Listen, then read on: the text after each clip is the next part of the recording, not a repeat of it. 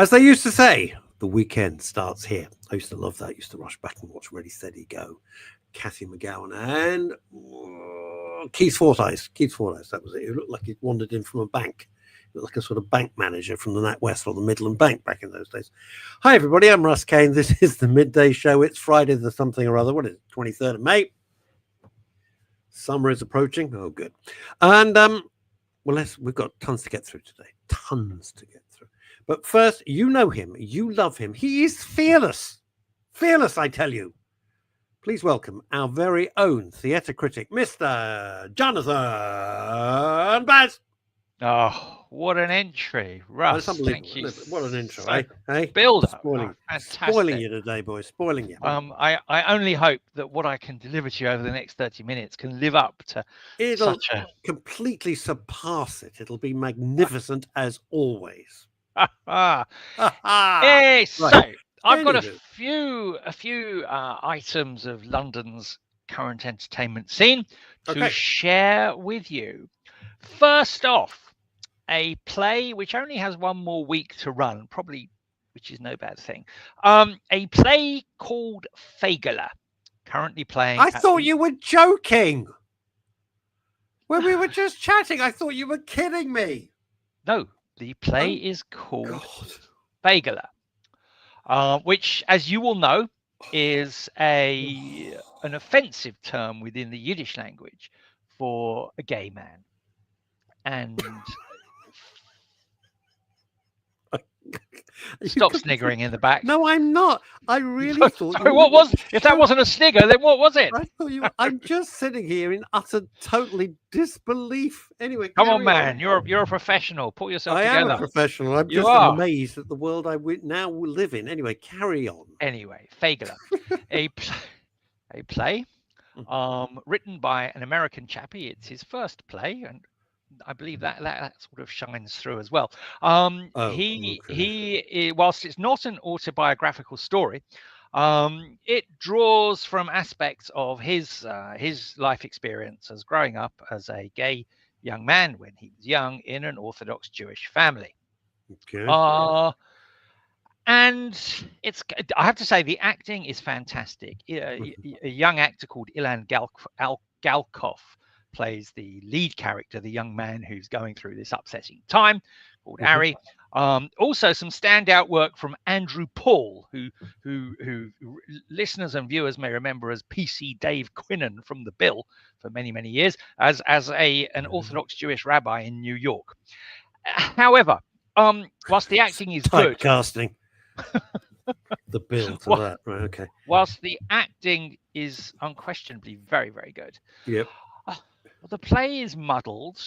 Ari's dad is a porn-addicted homophobe. And I found myself, as I was penning my review, I found myself wishing for the days of Jewish culture being portrayed on stage or screen by the likes of Woody Allen in the good old days, Mel Brooks, Jack Rosenthal.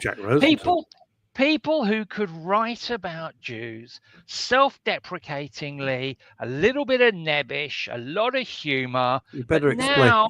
The subtitle says what Jonathan is saying is a little bit of, God, I don't know how to describe that word. Feeling sorry for yourself, a little bit sad, a little bit poignant, but also to be the schmuck that we can laugh at.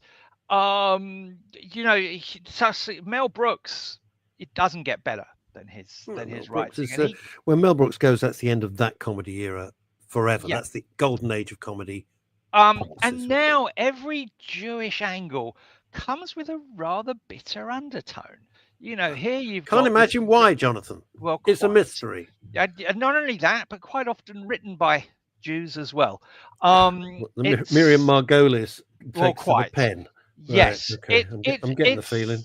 It's a great shame. Like I say, it's well acted. There may well be a number of people who've gone to see it for whom aspects of the story resonate. And if that's the case, fair play. And, I respect the journey of the playwright.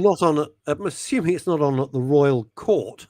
No, it's on. It's like I say, it's on at the Marylebone Theatre. Marylebone, just up from the Yeah. station. Okay. Indeed. It's on for one Okay. more week. All right. If what I've touched on, the difficulties of a Jewish person going through their gay journey is something that resonates and you want to go and see it and you haven't already heard about the play, then by all means go and see it. I broadly, however, found it a disappointing night in the theatre. Can I say something? Go on. Right. I just want to add a bit of realism to this. I have 2 of my cousins are gay. All right. One is a girl, one is a boy. They're both in very happy marriages. They are beyond loved. And can I tell you, there has never been in the family, and if I'm an example of our family, we're not really shy and retiring, right? 1 second of problems. And I'm not just saying that, I mean it. We are so loved. They are so loved. We adore them. And there's never been any issue. I think they're more loved than the rest of my cousins because they're just fabulous. They're just fabulous people. So this whole, I'm not saying it's universal. People do go through horrible problems. I get that, but it's not everybody. It's just not. Yeah. And if I look, at Fagler, if I look at the play, what we talk about when we talk about Anne Frank, it's so flipping negative. And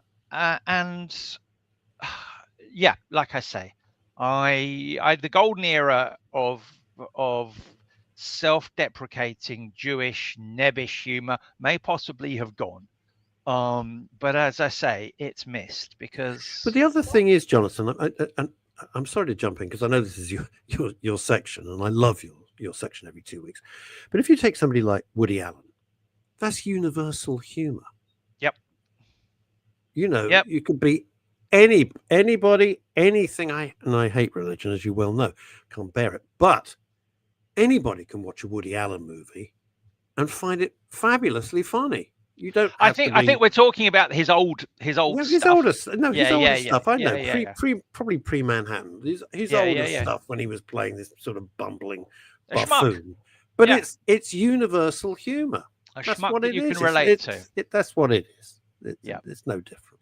Yeah. So let me move swiftly on to some rather outstanding pieces of theatre and entertainment, which I'm really delighted to talk about. First up is The Comedy About Spies, recently opened at the, I think it's the Noel Coward Theatre, from the people who brought you The Play That Goes Wrong. Oh, I love that. All that stuff. Yeah. Play about a bank robbery. That was the bank robbery one. That was hilarious. The Mischief Theatre Company, written by 2 of the brains behind that company, Henry Lewis and Henry Shields. And I went along, it was a Saturday matinee that I was able to fit into my schedule. I went along thinking, okay, this is going to be entertaining. I wasn't expecting to be bored for sure, but I really went along with very, very flat expectations. And I have to tell you that the comedy and the farce was off the scale. It absolutely spoofs The Comedy About Spies. It's spoofing James Bond. It's spoofing the Die Hard action type movie. It's spoofing Airplane with puns aplenty, but all pinpointly rehearsed, meticulously rehearsed. The visual comedy, the gags, some of the gags are just downright stupid, but the punning that these guys have derived is just brilliant. I love stupid gags. Stupid gags. That's what makes me laugh. The gags, some of them are stupid. Some of the plot lines are just absolutely ridiculous. Kenny Wax, who's one of the key producers, has thrown a ton of money at it, and it shows. The scenery is fabulous. There's a chase up and down a lift shaft, if you can believe it, on a West End stage, which is just so funny. And all I can say about this play is that if you enjoy farce, Hmm. it does not get better than this. And that is coming from you. That is saying something. Because no, I mean it. I mean that seriously. I sat down really with, saying, okay, do your Robbie Williams bit, let you entertain me, as I took my seat at The 4:30. New York attitude to theatre. And they really, really did. The cast, it was such a joy to see such technical excellence rehearsed to the millisecond for all of the gags to work and the physical comedy to work. And twists and turns, and everyone's a double agent here, there, and everywhere, and bombs go off, and nuclear secrets get lost, and this, that, and the other. The story is a load of bunkum, but it's glorious, glorious 5-star bunkum, and I cannot recommend it highly. Coming from you, that is like getting the Hollywood handshake. Now, that's nothing like the Clapham Common handshake, I hope, is it? I don't know what that is. I've no idea, and I'm scared to ask, and I'm not. No, the Hollywood handshake from Bake Off. Oh, well, of course. Oh, yes, of course. The Hollywood handshake. Yes, excuse me while I show my naivety. It was a moment of madness. I don't bake at all, but I find the show entertaining. What the heck? It's stuff. Anyway, let me move on from 5-star hilarity to, sadly, 5-star melancholy. Equally high-class theatre, gorgeous theatre, and I'm talking about the Deep Blue Sea. Oh, Tamsin Gregg? Tamsin Gregg. Yeah. Transferred into London. I missed this production when it opened at Theatre Royal Bath last year, I think. Anyway, it arrives now at the Theatre Royal Haymarket for not an overly long run. Runs until the 21st of June. And written by Terence Rattigan, set in England in the 1950s. And Rattigan has the most brilliant eye for capturing pain, melancholy, sadness with a glorious turn of phrase. His scripts are fantastic. Every character is so well constructed. You've got Tamsin Gregg, who the play really focuses around one day in her life. Not giving any spoilers away, because this is how it opens. It opens, we find her prone body after she's failed to kill herself by breathing in gas from the gas heater. So her suicide attempt has failed. And we go on to learn that she's had a failed marriage, an affair, a love affair that's failing, a marriage to an older man, a love affair with a younger man, all for different reasons, falling apart. Tamsin Gregg is just outstanding in the way that she portrays this woman, Hester Collier, and how we see her dealing with what life has thrown at her. And Terence Rattigan's supporting characters are a joy to behold and equally stunningly performed. Nicholas Farrell plays her husband, chappie some years older, and who's a High Court judge.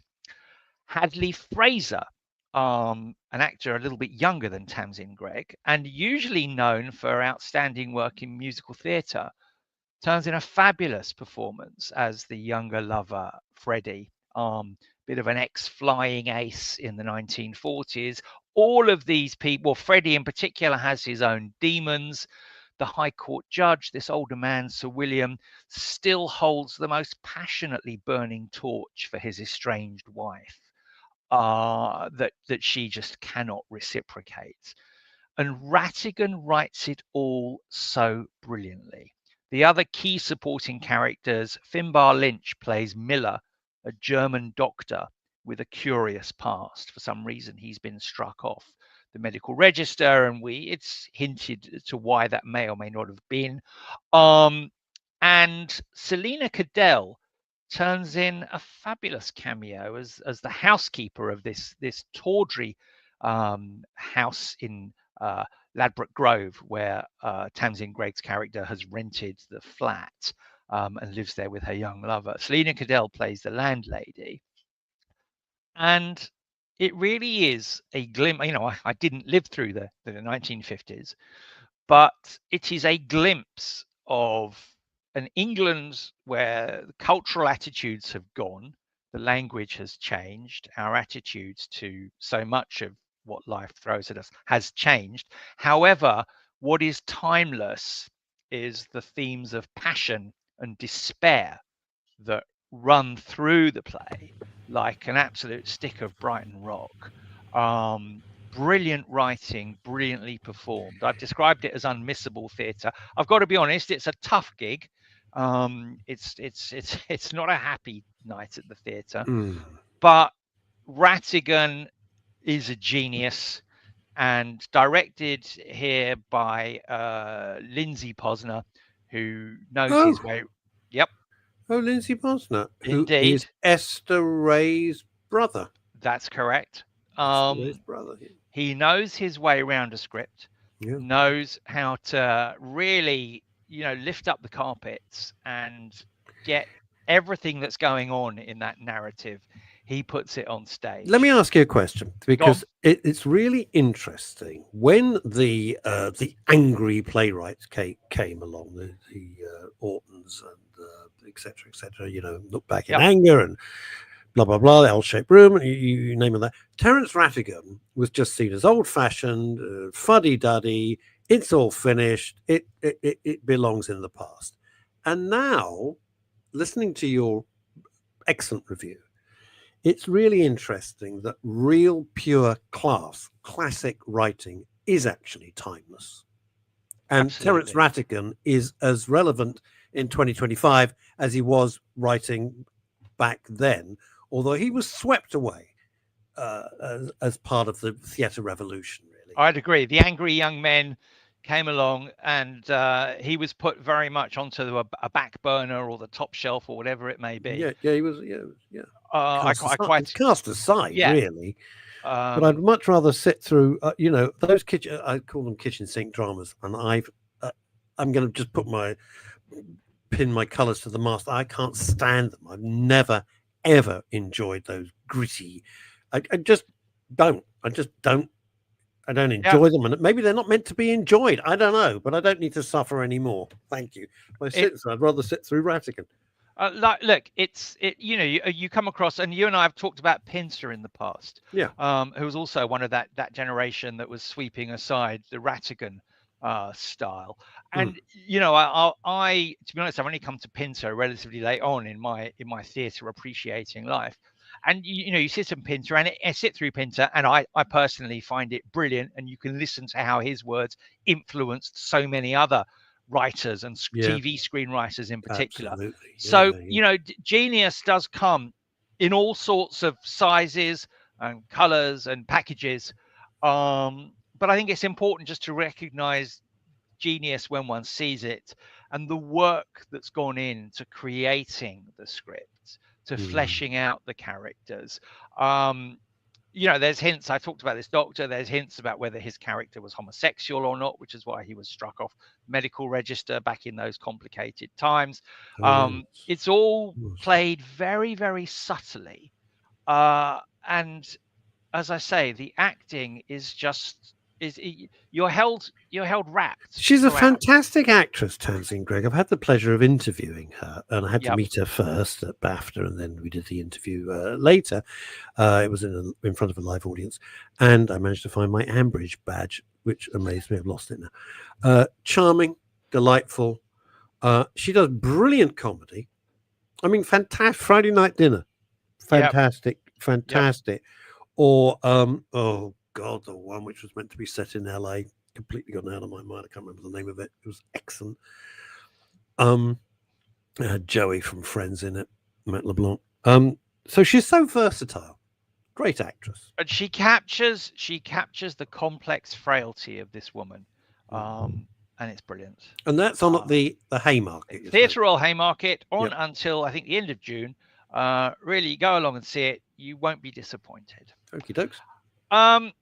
And from 5-star melancholy, and indeed Mhm. 5-star hilarity, to really 5-star madness, which is my final show that I'll be talking about, which currently is no longer in London. It's on tour across the country. We'll be coming back to a London date. And this show is a night that I enjoyed on the South Bank, in a tent on the South Bank a couple of weeks ago, called Barrioke. Barrioke. Barrioke. Where does that name come from? What Well, on we're earth about does to it find out, ladies mean? and gentlemen. Indeed. If you cast your mind back to EastEnders, and there was a character written off when he was pushed off a cliff by the wicked Janine, called Barry, played by Sean Williamson. And he really was. Barry was a lovable rogue. He was a lovable rogue and thick as mince. But Thick as mint, there you you know, go. absolutely. Played Ricky Gervais's sidekick, I think, in Extras as well. Very, very clever actor. Fantastic He's performer. good. He's a lovely guy. Sean Williamson, an absolutely lovely guy. And one day smashing bloke. I need to tell you about my adventures on the Railway Children when that was on stage, because I first came to know Sean when I was invited on to drive the train on the Railway Children. Okay, could this get any more random? And Sean Williamson was my Mr. Perks in the Railway Children. If you remember Bernard Cribbins from the movie. Of course. Indeed. Well, Sean on stage was my Mr. Perks. Anyway, from there a friendship was born. But that's me and Sean Williamson. So, Barrioke. Sean managed to exhume the character of Barry from the vaults. Right. And if you think about the entertainment genre known as karaoke, where hapless members of the public take themselves up onto a stage and sing along to backing tracks of well-known What kind of songs. fool would do that? Indeed. It's karaoke hosted by Barry from EastEnders, and lo and behold, readers, you arrive at Barrioke. Yes. And the evening. This is either genius or madness. I don't know which it is. It is both in equal measure. So let me just see if I can wrap my what passes as left in my brain after this week. Sean Williamson is playing the character Barry from EastEnders, and Barry is hosting a karaoke night. Kind of. It's more Sean Williamson hosting it. The trick is in the name. Don't go looking for too much. We're not talking Rattigan here in the karaoke world. Let me tell you. I thought we might be.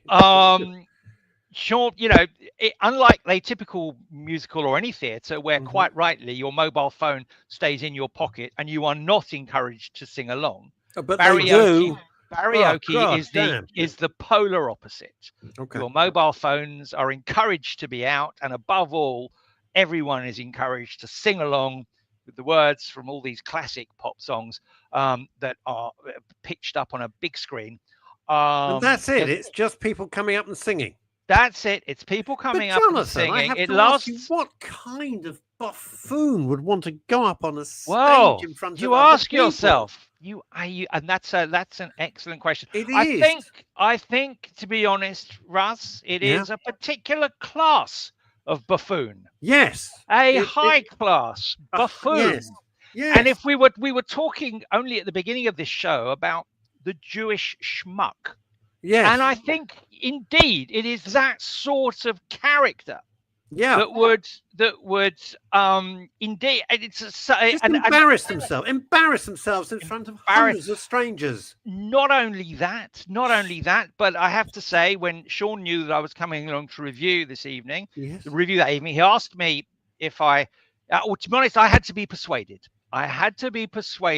To say yes, I will. I was very reluctant, but he was insistent.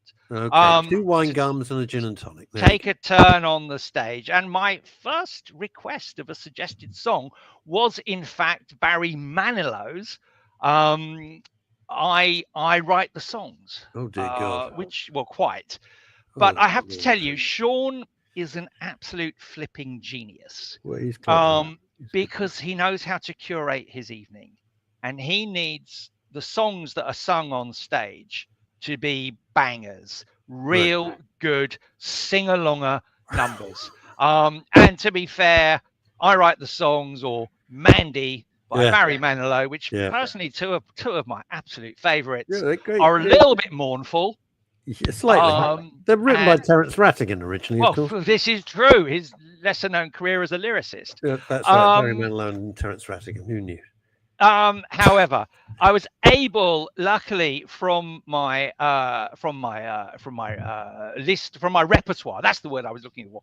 From my repertoire, I was able to suggest that as a possible alternative to I Write the Songs, sung by Barry Manilow, I could possibly suggest Delilah.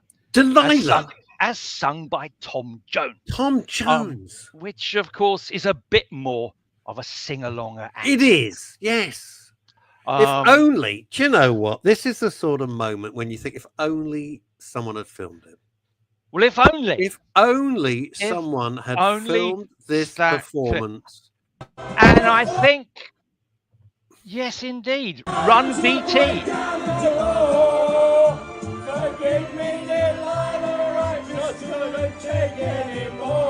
Oh dear God. Here we go.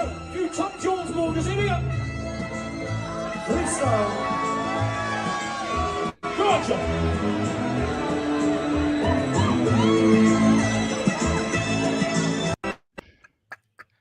And I'm sorry, we got to see it again. It's too good. Sorry, Chantal, we're going to be a little bit late, but that is classic. Here we go.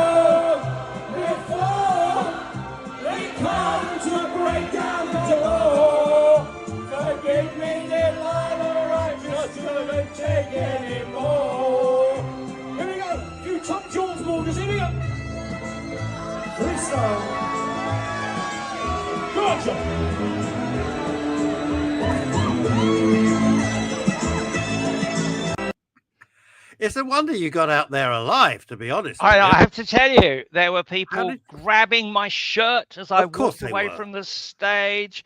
I wasn't aware of anyone. I wasn't aware of any ladies throwing their underwear at me. Well, thank God for that. But you know, here's the thing: it is. I'm just going to posit this. It's a whole new, as well as what you do in real life and as a theatre critic, it's a whole new revenue stream for you. A whole new career. It's a thought. I mean, I'd hate to what you mean as a karaoke singer. I mean, where Sean is. Let me just say this, Jonathan. All right, the blatant sensuality of your movements had those people going crazy. If you could bottle that, you know, Yves Saint Laurent will be making even more money. Bottle it as a scent. And I think, you know, Odor Bay, a little bit of odor. I'll just, it would save me on the tenor, gentleman, that's for sure. But I will say that where Sean is brilliant is, you know, at a karaoke gig, typically you've got the schmuck like me in that instance, singing the song. There you have not only the singer from the audience, but Sean as well, who absolutely he's lovely, isn't he? He's brilliant. Fabulous. He knows how to drive the evening. People were going absolutely berserk there. There you go. Seriously, that crowd was like absolutely loving it. Which brings me to my point. Having seen that again, people. No. It's a serious point. People love entertainment. We're living in a very, very weird world. We're living in deeply troubling time, where people are scared, they are nervous, they are angry, and everything else. And you see that's pure joy. Absolutely. Pure happiness. People just going out and having a great time. We were a small family party. We went with my wife, my son, his good wife, and indeed her. You embarrassed the entire family. Her lovely mother, and I was reliably informed that they were all crying with laughter. No, they were just crying. They were just crying. But your wife was going, why? Why? It was. You are brilliant. So brave. I couldn't do that. And I have to tell you something, on this, maybe it's all these years of broadcasting with you, but there was no stage fright. My name was called, and there I was. The words were rolling before me on a screen at the foot of the stage. There was a big screen behind me, so I don't think the audience needed the words for Delilah. Not for Delilah, they're not too tricky, are they? Indeed. Really. And it was glorious. So it's not exactly the ring cycle. There's a great the song was written. Oh God, I worked with the writer of the song. And I'm going to end with one little anecdote. So the writer of the song goes to it's gone right out of my head, and it's infuriating. He's a lovely guy. I did a whole evening for a variety club with him and all the other fantastic writers of his era. And he tells this wonderful anecdote. He said he's in the loo and he's standing up at the urinal, and the guy next to him is going as she's doing a wee. So the guy, the writer, turns around and says, "Yeah, I wrote the words to that. I wrote that," which he did. And the guy turns around and says, "I wasn't singing the effing words, was I?" And I just thought, that's just classic. Yep, toilet Jonathan humor. Baz, we will see you in 2 weeks. Thank you Indeed. so much. Deep Blue Sea could be a one, and the comedy about spies, definitely. That is on my... What am I looking for? Yeah, looking for my cursor. That is definitely on my list. Thank you so much, and you are damn brave. Damn brave. Good fun. All right. Good to see you soon. And you. Bye. The fearless. Do you know, I'm looking at myself in this screen and I'm hating every second. I look worse than my dad, and he's been dead 21 years. How terrible. Gee, I look about 108. Anyway, you know her. It's non-stop. You know her. You love her. She's a special guest today for reasons that I may or may not go into. I think I may go into because, frankly, I'm in that kind of mood. Ladies and gentlemen, the queen of the silver screen, without whom Tom Cruise never makes a move, Chantal Rickards OBE. How are you? I'm pretty good considering. No, I'm fine. I'm lovely. How are you? Very good. I'm in my floral dress. Yes. Why? Yeah.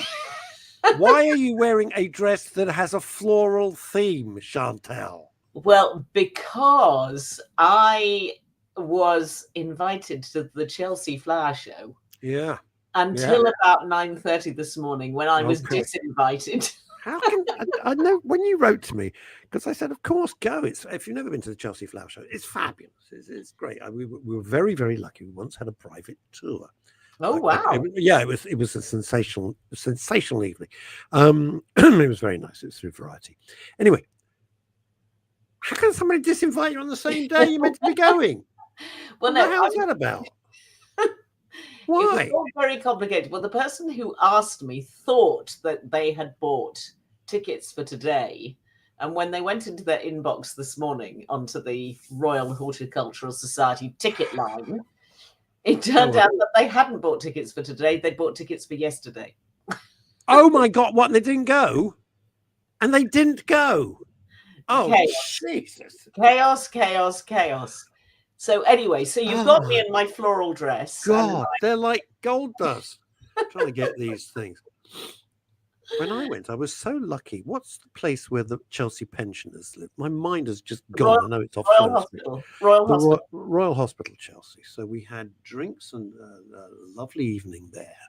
And they opened the sort of one of the gates of the Chelsea Hospital. We just walked into the Chelsea Flower Show and were given a one-on-one beautiful tour. It was some years ago, I have to say, but it was just marvelous. And those Chelsea pensioners, I just love those guys and those women. They're just magnificent. And I was thrilled to be able to support them back then in the day. Anyway, you look great, and frankly, it's Monty Don's loss. That's the way I look at it. Indeed. I really think we should name, I know you won't, but I would so love to name and shame the incompetent buffoon who not only invited you, then disinvited you, and then forgot to go themselves. It's the sort of thing that I do. Can't tell you. No, she's a good here friend. We go. All the way from Sydney via Fuchsia and Daffodil. I went to the Chelsea Flower Show one year. It was brilliant. It was like full of flowers, which I was not expecting. There we go. Yeah, if you get hay fever, don't go to the Chelsea Flower Show. No, but it's just kind of fascinating. The thing that got me is what you can do with really small spaces and just make them look just so interesting and inviting. And it's a knack. I don't know. I've got no skill in that department whatsoever, but there you go. But what I did do earlier on in the week, I think it was Tuesday evening, I had a rather torrid day, but also wait a minute. I've got a little bone to pick with you, Chantal Rickards, so-called OBE. Really? Yeah, I got an email from somebody with your name saying, oh, by the way, next week I've got so many screenings, I don't know what to do. Not a word. Well, you haven't come back to me saying which ones. You didn't send me anything. No, I didn't send you a list. I was just saying, do you want to come to some? I said yes. Oh, God, okay. God almighty. I'll send you another list. Now listen, Michelle, those were your exact words. Because Chantal Rickards OBE told me. It's an absolute fact. Right, just let me tell you about my Tuesday evening, because for those people who are in London, what everybody should do is walk all the way from the top of from Knightsbridge all the way down Sloane Street, around Sloane Square, and then for about half a mile down the King's Road. Because look at all the flower displays outside all the shops. It is absolutely sensational. Cool. It's like they've all sort of put on their finery, and they've all got these wonderful displays. And try and go before the end of the weekend, because otherwise they'll all be sort of dead and over. But it was. They look like me. Basically, if you, they'd be tired enough. That'd be like the hanging basket. Really horrible. So I'd forgotten they do that. It's just beautiful. I'd never done it before. Yeah, I'd never done it before, and I was really pleased. I mean, where do you start? Give it to us again. Well, I had tea at the Mandarin Oriental Hotel. And a glass of wine at the Mandarin Oriental Hotel. All right. So it's £85 later. One cup of tea, one glass of wine. 250 quid bill. Actually, just for you. A glass of house wine was £15, which for London price. It's a London price. Get over it. It's a London price. It is what it is. Could have been a lot worse, frankly. For a lot of people, £15 is a ridiculous amount of money. But it's nuts. But you're in the Mandarin Oriental, which is just. Can I ask you a question? It's a serious. No, it's not one of my jokes. It just popped into my head. You and I have talked about the way that Americans have certain words that you're not allowed to use. You had problem with the word Oriental, which just means Eastern. Okay, it's not a bad word. It's not like the N. It's not the N word. It's not a terrible word. It's Oriental, right? Yeah. It means from the East.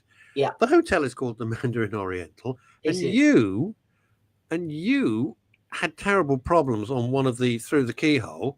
Yes. When Tarrant said the word Oriental, looking at some of the I'm just thinking, well, this is just bonkers, right? Yeah.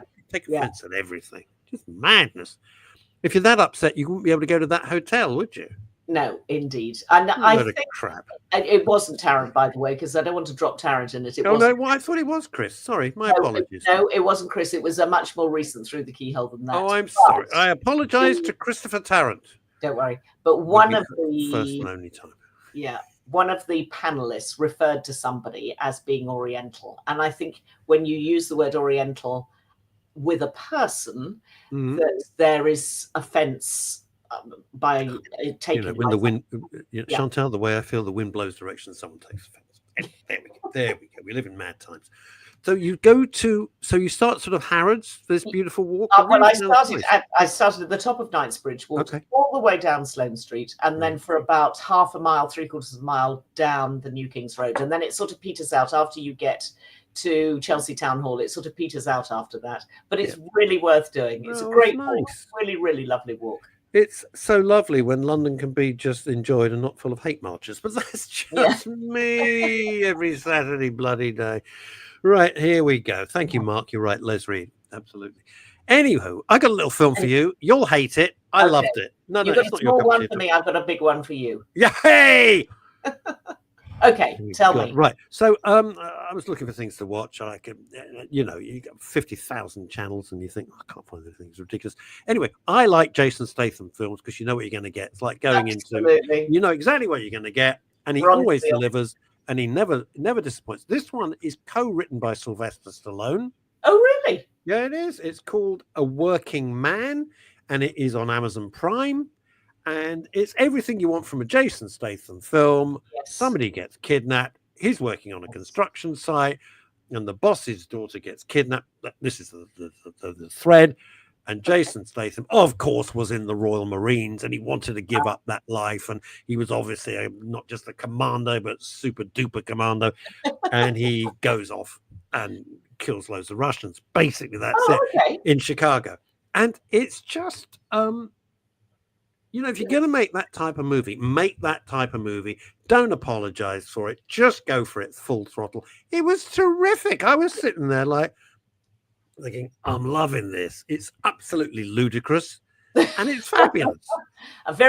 It's terrific. And it's interesting. When it came out, briefly, it had a cinematic release before it went on to streaming services. Yeah. And it absolutely crushed Snow White. I mean, it's just an average action movie. And it crushed in the States. It crushed Snow White. Wow. Crushed it out of existence. And I think we're good for Jason Statham and good for Sylvester Stallone, sticking to what you do, doing it really well and being damn entertaining. And if you like, there's absolutely a market for that sort of stuff. So it is. I loved every second of it. It was terrific. It looked great. The action sequences were good, and Jason Statham's Jason Statham, and you know what you're going to get. Yeah. No, well, exactly. And actually, for what he is, he's a very good actor in his genre. Absolutely. He's not going to do King Lear. We don't want him to do King Lear. No, it would be horrible. I mean, you don't want that. He is. Jason Statham is the same guy in every movie, but the movies that he's in are they're so well produced and they're so well directed, and the action sequences are excellent, and there's no crappy CGI. It all looks like practical stuff. So it's called A Working Man. Marcus, I think if you like those movies, you will enjoy it, and you can kind of feel Stallone's hand in it. You do, because it's got that. I know Jason Statham now married to one of the most beautiful women on the planet and a multi-squillionaire. Who is he married to? Oh, he's married to a former beautiful model. They have 2 gorgeous children, a gorgeous girl. Oh, okay. I mean, stunningly. I mean, like drop dead. Duh. I think they've got 2 kids, and the thing about it is, he's just a guy trying to get on. Things are not good. He's living in his truck to try and save money. He's got his daughter, his wife's died, and all this sort of stuff. And it feels kind of real, Okay. Then, of course, it just goes into ridiculous because he escaped without a scratch, having been attacked by Russian assassins for 2 hours. But it's kind of like John Wick. Anyway, it's great. There you go. Hilarious. It was. Right. Well, not quite at the other end of the scale, but there is a scale of Hollywood movies. And this is at the very, very, very end of that scale. Ooh. Because the new Mission Impossible is out. Can't wait. Can't wait. Okay. Maybe I shouldn't say what I'm going to say then. Oh, you didn't like it? Well, let me put it this way. As I said to a girlfriend on Tuesday night or Wednesday night, whatever it was, I said, it's so long, you better take a sleeping bag. And then I said, actually, I'd take a sleeping pill. Oh, my God. Now, that was a little unkind of me. I don't think I was in a very good mood. It was a little unkind. You're always in a good mood. It is an extraordinary film. They are saying, allegedly, because nobody's saying anything and it's all shrouded in secrecy, as these things are, that it is supposed to be the 4th most expensive movie ever made at $450 million. Holy moly. And unless it makes $1 billion at the box office, it will not make money. Could you hold on a second? I'm so sorry. Tom? Hi, Tom, it's Russ. Yeah, just had Michelle Thorne's never seen any of your Mission Impossible films. What? No, she's in Sydney. She's in Sydney, Australia. Yeah, I know. Well, I can't use that sort of language, Tom. I'm a bit surprised. All right, no, stop crying, Tom. Stop crying. Come on, please. Also, Come on. It's only one person. It'll be a hit. Speak to you later, Tom. Bye. Sorry about that. Say, you should have told him to put his clothes on. It's not often I want a man to put his clothes back on. I saw way more of Tom Cruise than I wanted to in this movie. Excuse me? He spends the whole movie in his underpants, in his black underpants. I have Does he? no idea why. What's he doing in M&S? Is he trying on a suit or something? What's going on? It was just a complete mystery to me. Every time I sort of woke up from a little doze, I had quite a few. For God's sake, how could you sleep through that? I just couldn't understand why he was constantly in his underpants. Well, who knows? Maybe it's a Scientology thing, God knows. Anyway, look, Rosie Jessup, who's fantastic.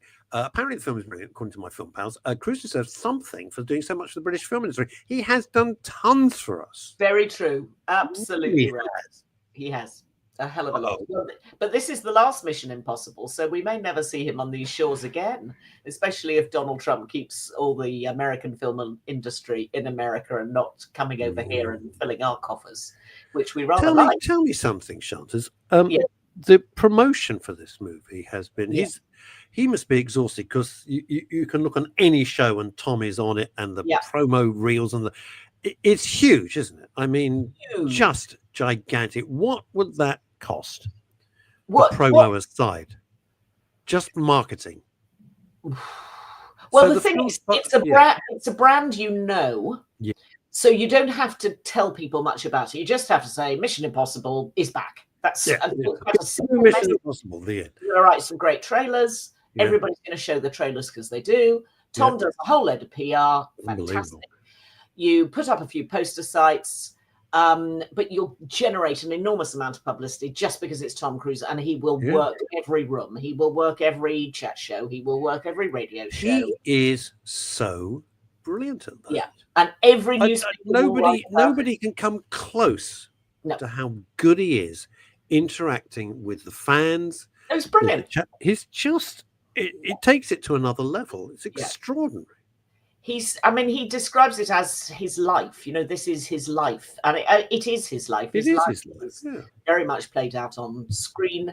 He is, a consummate professional. At the beginning of the show, it actually says a Tom Cruise movie, which is, it's quite a bold statement. Bloody hell! Clearly, a writer and a director and all sorts of things, but it is described as a Tom Cruise movie. He is the executive producer, I can't remember which, but one or the other. And I think he is involved in every single decision. He's not just an actor who turns up and does what he's supposed to do. That's why they're so good. Yeah, the stunts are amazing, absolutely amazing. There's a stunt with 2 biplanes. He's climbing around all over the sky, and it's for real. It's for real. It's not CGI. He's actually doing it. Utterly fantastic. I mean, he's a daredevil. These are calculated things that he's doing, and there haven't been any mistakes. But even so, it's scary stuff, and that's sort of what you go for, because you now know that you want the Tom Cruise experience. Yeah. Storyline, probably spent £3 on it. I mean, probably at a push.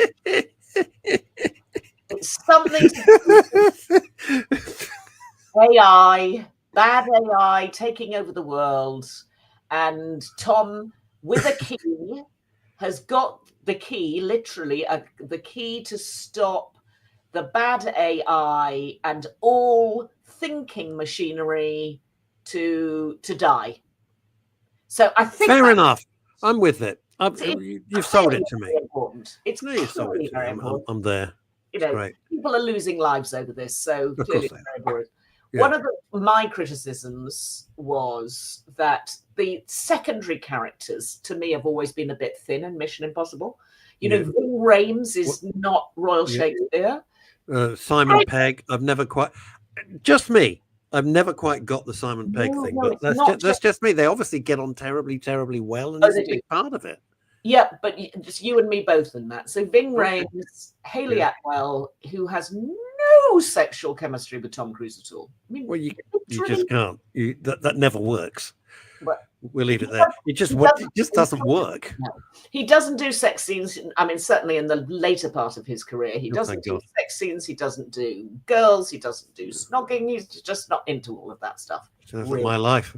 Yeah. Anyway, go on. Move on. You're living in the wrong part of London. Anyway, it's very enjoyable. It is incredibly long. Take sandwiches. Oh, really? Oh, I do get a bit upset if I'm hungry. Yeah. I went to see it at a big chain. I asked for a small popcorn. It's very rare for me because I never put myself to popcorn. Yeah. Small popcorn, £7.50. Yeah, it's absolutely. What's all that about? £7.50. Yeah. Bloody chic. $10 for a bucket of popcorn. Bang, out of order. So, but go and see it. It's brilliant. You sort of can't not see it. But if somebody can explain to me why he spends most of the film in his black undies, I'd be delighted. Just to annoy you, I think. I think that's the whole point. Just to annoy one person on a global scale. You can tell how, I was going to say how short he is, how lacking in height he is. Yeah. Because you see his body in a way that you don't normally see his body. So you realize that actually he's quite a short man. It was sort of an interesting play of the cameras. I thought, okay, well, now I'm seeing all of Tom Cruise. Oh, God. He's not quite as tall as I thought he was. Well, I mean, he's not tall. He's not tall, but look, the thing is, he's not, what is he, 5? I think he's only about 5'6" or 5'7". No, he's really not a tall guy. However, he is one of the most charismatic screen actors I've ever seen. You cannot take your eyes off. When he's on, he pulls focus, and that. And in my silly opinion, you're the film expert. I'm just a punter, right? He is the last true film star. Yeah. I honestly believe he is the last of that dimensions, of that sort of level. He is the last true film star. Yeah. I don't think there's anyone else like him. No, it'll be interesting to see what they replace Mission Impossible with, because, clearly he's got years ahead of him as an actor. It'll be very interesting to see what he does next. But this is a big franchise, massive franchise, one of the biggest franchises in the world. Yeah. And it is, at the moment, it's looking as though it's going out on a whimper, not a bang. Okay. It's interesting because when you might think, if you're kind of naive about it, you can just create a franchise. Well, they tried it with the Bourne franchise. In other words, it's a quasi James Bond type. And it was good. It was okay. But I mean, you would say, hey, there's a new Jason Bourne film. We've got to go and see it. Whereas you do say there's a new Mission Impossible film. I must go and see it. Most people, I can't think of many, apart from James Bond itself, there's very few franchises that you rush along to go and see. Yeah. Well, Harrison Ford. I mean, I think everybody, I went to all of the Harrison Ford Indiana Jones movies. Oh, God. Brilliant. Forever. No. Oh, hang on. Here we go. Fat Scotty. The best franchise ever, On the Buses. I love Barney. That is great. No, I'm sorry, but the Harrison Ford, they should have quit after. They had it perfectly with the last. With Sean Connery. That was great. The Last Kingdom. That was magnificent. They even rode off into the freaking sunset. That was the final shot when the credits came. Leave it there. Then they brought in Crystal Skull, which was crap. Yeah, it was awful. And then that Phoebe, whatever blooming name is, just destroyed that franchise. That was a disgrace. But the first 25 years were great. But yeah, the first 3 were stunning, stunning films. Absolutely sensational. Still watching. Oh, look at this. Now we're getting suddenly we're dragged back to On the Buses. Reg Varney was a deliciously talented actor, classically trained and just a joy to watch. What's a very strange fact you wouldn't know about Reg Varney? I've no idea. What was he the first person to do? Not a clue. Use an ATM machine in the United Kingdom. Really? That's an extraordinary fact. When they launched cash machines, ATM machines, I used to have to write videos, instruction videos about them. Anyway, when they launched it, was the first one was somewhere. Yes, you're right, Fat Scotty, Scott Lyons. They did it somewhere weird. It wasn't Croydon. I don't know where the hell it was, but it wasn't central London, right? It was somewhere kind of a bit more obscure. And he was the big star of the day, and he was the first person to use an ATM machine in the UK. Wow. Reg Varney. There you go. Okay. Well, that is a point of edification for. Well, I know it's a silly thing, but silly things like that get me through the day. Oh dear. I'll tell you what I'm thoroughly enjoying on TV. Yes. And it's you're a very experienced television producer, etc. So you'll kind of get what I'm saying. If it's something that you can't do yourself, you have really no interest in, but they make the show so interesting. Like I was joking about with Jonathan about Bake Off. I don't bake. I cook. I love cooking, but I don't bake. But I find the show really interesting. You know, I think it's just well done and it's interesting. You get to know the people. And oh God, I forgot the bloody title of it. It's the thing with Alan Carr. Oh, this week we've got to make something look fabulous. And it's Alan Carr's design show, not the one with Amanda Holden.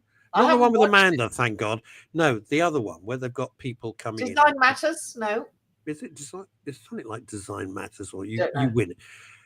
Just really interesting how different people use their creativity. I mean, Alan Carr's Not voice the Stacey Solomon one, because God, come on! I love wash your mouth out with soap. No, really like that program. Christ Almighty! Oh, Michelle, thank you. That's so lovely of you. That's really lovely of you. Thank you, Michelle. I love you too. Come on, give us a hug. Alan Carr, Jesus. He did make me laugh. That's at Enfield. Look at this. The world's first cash machine. Yeah. 1967 Enfield. There you go. Enfield. Wow. It was at Barclays Bank, if I remember. I can't remember what I had for breakfast. Oh, I haven't had breakfast. I had a couple of espressos. That's it. Yeah. So that was anyway, the design show hosted by Alan Carr. Yes. And it's really very interesting. So I think it's on BBC. Okay, yeah, there's no adverts. It must be BBC. Yeah, I will take it. Yeah, I had 5 years of making makeover shows when I was at the BBC, and I thought if I see another makeover show, jeez, this is quite interesting. They take a space that is kind of like crap to start with, or not very good, in totally different situations around the UK, and they go, right, this is your budget, and each person has their own space, so they're all on equal footing, so to speak. So they've got that's how they do it. Right. And it's just, if you like creativity and saying, oh, that's really smart, I wouldn't have thought of that. It's just very entertaining. And Alan's clearly enthusiastic. Right. You know, I wear earplugs, but he's very enthusiastic. In that case, I will definitely. It's quite nice. Yeah. It's the final next week. Okay. I'll put on an episode whilst I'm having my lunch at the kitchen table. Oh, you'll love it. Chantal, you really will. Right, well, I'm going to give you something to watch now that if you haven't seen it, because she's an actress, starring an actress I really like, Rose Ayling-Ellis. You know that she is the deaf girl. People know her as the deaf actress who was on Strictly, and she. She was in Strictly. Then all right, now we know she came from EastEnders, so that was where she was the first deaf actress to join EastEnders. Okay. And this is a very big ITV series called Code of Silence. And she plays a very interesting part. The premise is easy. She basically, sort of by mistake, falls in with the police, and she can read lips, which is incredibly useful for the police, who are not allowed to bug rooms. They are not allowed to do various things. But actually, if they happen to know somebody who reads lips, they can watch all sorts of things going on in the police station that they may not otherwise get information from. Like, just so I can understand, they're watching CCTV or something, or they're watching an interview. Exactly. Or they're watching criminals in a pub. And she can see what they're saying. The police can't hear anything. Okay. She can read the lips of the criminals in the pub. And actually, it's a very basic premise, but she falls in with this couple of coppers who are absolutely terrific, but she goes too far into the story itself. So she becomes part of the story. Oh dear. And it's, I think, extremely well done. The whole program hangs around her, and she is actually very good on screen. Really, really good. And if it wasn't for her and she wasn't as good an actress as she is, it wouldn't have worked. Another actress may not have been as really, really spot on as she was. I really enjoyed it, actually. And I think it's something that I think she'll probably be nominated for awards for it. Really? It feels like that sort of show. Okay. And it's got twists and turns that you don't expect, and it isn't written by numbers. It's slightly more clever than that. But, you know, it's a 6-parter. It's on ITV. It's called Code of Silence. It's there. You can watch them all over the weekend. And I think you'll enjoy it. Now, I have spent an entire week driving myself mad, trying to find a program that you recommended. Could I find it? Could I help? It's the one about the whiskey crooks, the con artists in the whiskey. Disclosure. It's called Disclosure. Hang on. Getting my trusty white pad. Right. It's on the BBC. I can't find it at all. No, it's on the BBC. They have a documentary strand called Disclosure. Disclosure. So go to the BBC iPlayer. Yeah. Look for, and then type in Disclosure whiskey, and you'll find it. Okay. Well, thank you, because for a whole week, I've been reading con men, whiskey, whiskey distillers. I couldn't find it. Bloody week. This is interesting. This is we'll end with this. It's a very, very good question from Scott Lyons. I wonder if Code of Silence had been made with the same storyline if there wasn't a deaf actor to play the lead. I don't think you could really, and not today. That would be pretty. Today, it would be wrong in so many ways, and it feels so much more authentic because obviously she doesn't speak in the way that you and I would speak because she has grown up deaf, and so her speech is very much the speech of a deaf person. So I think it would be bloody tough for somebody else to try and pull that off and to pretend to be a deaf person, and it would feel, you know, it would feel rather insulting and very inauthentic in 2020. I mean, an actress is an actress. End of. No, that's absolutely right. Well, I think your Chelsea is missing your lovely floral dress, which I'm sure everybody is admiring. I certainly am, if I'm allowed to say that, without getting sued or ending up on the front page of the Daily Mail. Thank you, Chantal, for all your fabulous suggestions, for joining us. I'm sorry you're not traipsing through the petals, but you know, don't invite them for dinner next time. That's for sure. Whoever they just don't, or make them just do the washing up, or just say when they get at the door, "I'm so sorry, dinner was yesterday. Bye," and just shut the door. Bye. See you in a week. Bye. Bye. The fabulous Chantal Rickards OBE. Well, that's it for another week. I've really enjoyed today's show. It's been a lot of fun. I'm very lucky to be able to work with such great people as Chantal and Jonathan. I really appreciate it. Most of all, I appreciate you joining us from all over the world, Michelle, from Australia and Sydney to Scotland to just like everywhere. Bless you. Thank you so much. I never take it for granted. Thank you for letting me join you, because I know how busy you are. Anyway, we'll be back on Monday, myself and Neil Longy Long, probably some more of his absolutely disgustingly filthy and hilarious videos. Have a good weekend. I don't know what the weather's going to be like. I never know.